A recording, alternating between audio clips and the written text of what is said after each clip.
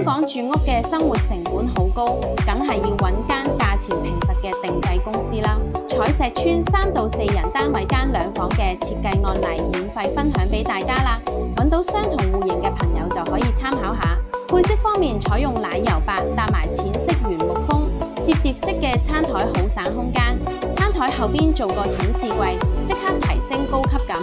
右邊擺放梳化做休息區，靠窗嘅位置用玻璃趟門間出一個房，定製一張4尺地台床，床尾就做埋衣櫃，大大提升收納空間。趟門設計唔會影響採光，客廳整體搭配簡約又實用性高。跟住講下兒童房，採用錯落式設計，擺放2張床，每個小朋友都有自己嘅私人空間同埋學習區，設計簡約唔繁瑣。如果想要設計圖，直接嚟諮詢就得啦。入面個房靠窗位置做書台，右邊做地台床設計，就算細空間都可以做到多層利用。廚房就做 U 型設計，櫥櫃可以大大提升儲物空間，